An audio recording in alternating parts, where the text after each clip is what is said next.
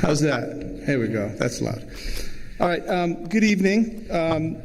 As Mary Beth mentioned, around the room there are a number of copies of this map, which are the boundaries of the Park District as proposed.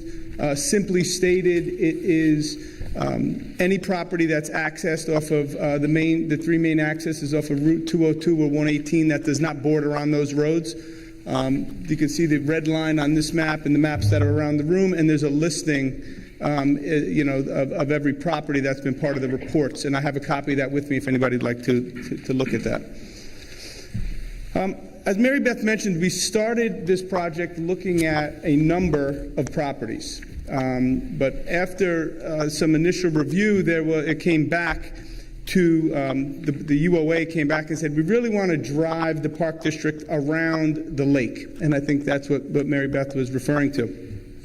So I'm really going to focus my comments tonight on the lake, the studies we've done for the lake, which really are going to be put into three categories: the initial activities that we've done, the data that we've gathered along the way, and the financial analysis that really serves as the heart of the petition and will be really make up the basis, the cost basis for the Park District itself. Okay, the initial activities. As Mary Beth mentioned, at the request of the UOA and the town, we completed Phase 1 and Phase 2 site assessments. On the lake, it was really limited to a Phase 1. So everybody understands what that is. A Phase 1 is really a desktop review that's focused on identifying any areas of concern that would warrant further investigation. It's really every piece of property that's transferred, for the most part, is accompanied with a Phase 1, so the buyer knows what they're buying. That's really the focus of it from an environmental perspective, defining those site environmental conditions so that the buyer understands what they're buying. So we did that and presented those results of that environmental site assessment to the UOA and the Shenorock community. Those results, as it relates to this parcel, said for the most part that the property really didn't have many areas of concern, but there should probably be some work, looking at the sediment at the bottom prior to moving forward with any full-blown project. So that was the first one component of the initial activities. The second was to develop the concept plan of what that beach and the beach development might look like. Again, around the room are a number of these figures. I see some here. I know there's some over there, and I have some up here in the front of the room.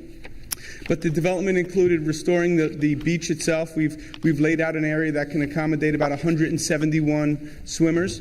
There's a formula that the health department comes up with that defines how many people you can put on that beach. It's defined as a function of how much depth over 4 feet of water and how much depth under 4 feet of water and the area thereof to determine how many swimmers can sit on that beach at any one time, and that's 171.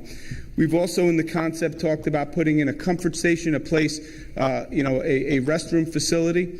Obviously, with all the water courses around, that facility will be some type of a compost toilet. There will also be showers located on the property so that those using the lake can rinse off prior to going home, getting in their car, or so on and so forth. We've also laid out a beach area itself, areas for volleyball and horseshoes and things like that can be played directly on the beach itself.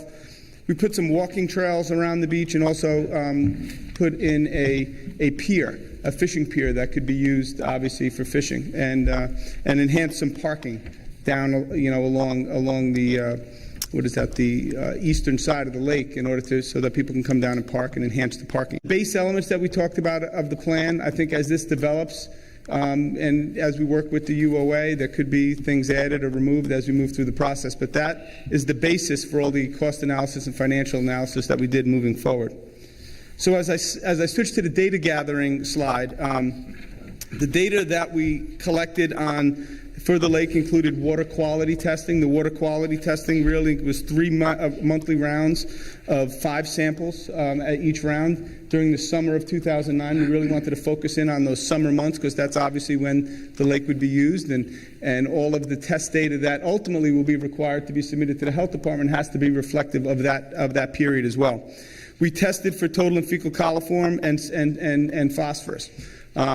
There's different reasons why we tested for either one. The coliforms are some of those base requirements that the health department is going to be looking for, and the soluble phosphorus had to do with understanding the phosphorus such that the town can understand, as we remove that material, what water quality benefits do we get from a phosphorus reduction, which is really an obligation of the town under their state MS4 permit.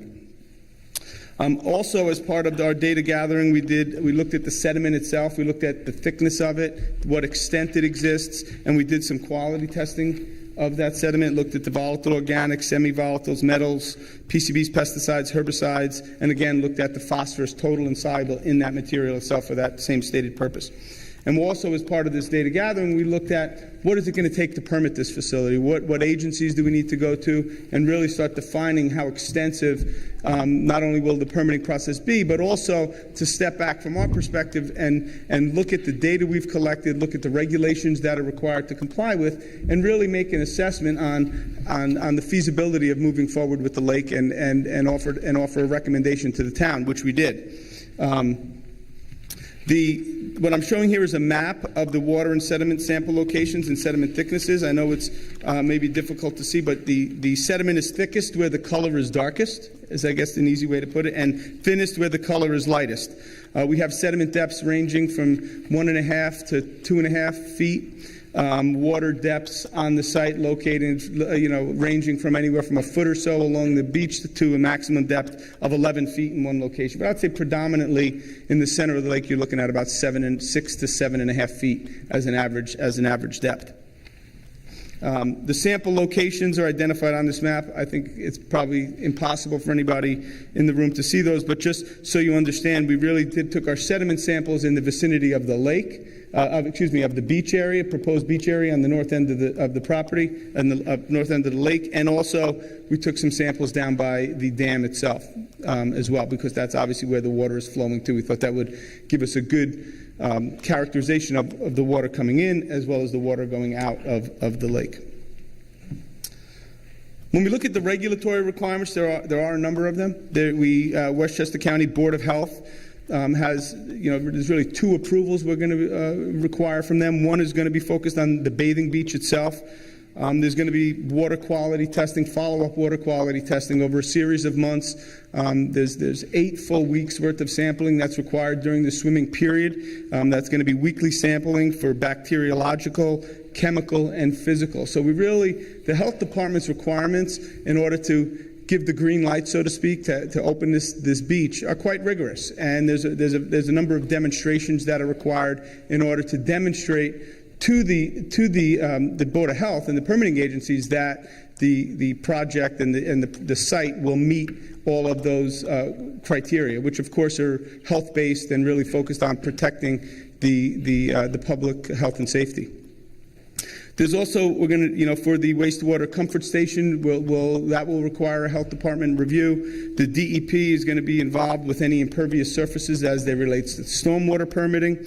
And of course, the DEC and Army Corps will get involved for the dredging activities that we're proposing as part of the beach restoration.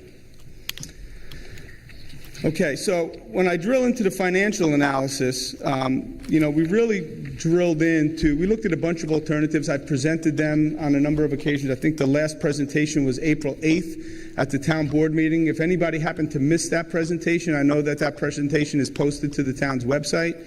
It's April 8th, 2010, is a very robust discussion of all the different alternatives that were looked at and all the different analyses. For really the purpose to get your input, we wanted to just really drill in onto the alternative that the petition surrounds, which is a minimum dredging of the beach, which is basically dredging in the beach area itself.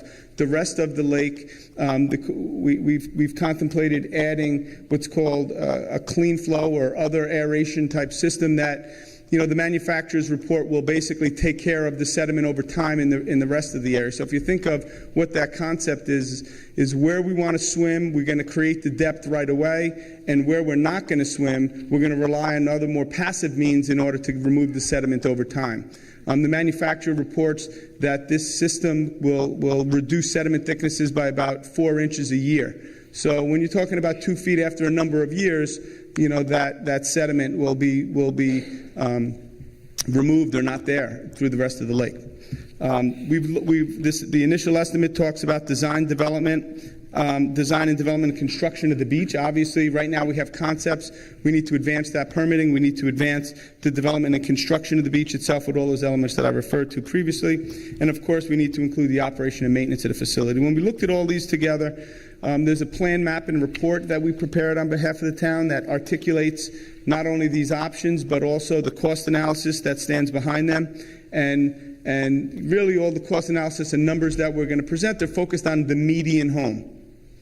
And it's not the median property, it's the median home owner. So if somebody has 2 lots, we've combined those 2 lots together into a single and basically ranked those homes, those homeowners, from the top assessment to the lowest assessment. And of course the median represents the middle of that pack, okay? I think it's $38,900 assessment was the median of the pack. And based on that median homeowner, the cost, including the capital and the O&M, is anywhere between $186 and $241 per year, depending upon the financing terms. And I'll talk about that in a second. How visible is that? All right, the capital cost of the project are about $885,000 is what we figured, and all the permitting, professional fees, as well as testing and work already completed represents another $400,000 and change. So the capital costs we're talking about is what is that, $1.3 million worth of capital costs. When we look at the O&M costs, we've accounted for the annual water quality monitoring that's required, the lifeguards, the maintenance and landscape of the facility, park area maintenance, clubhouse cleaning and maintenance, stormwater maintenance, aeration system maintenance, and insurance and other miscellaneous expenses. Added some contingencies and round that out to about $77 per median homeowner.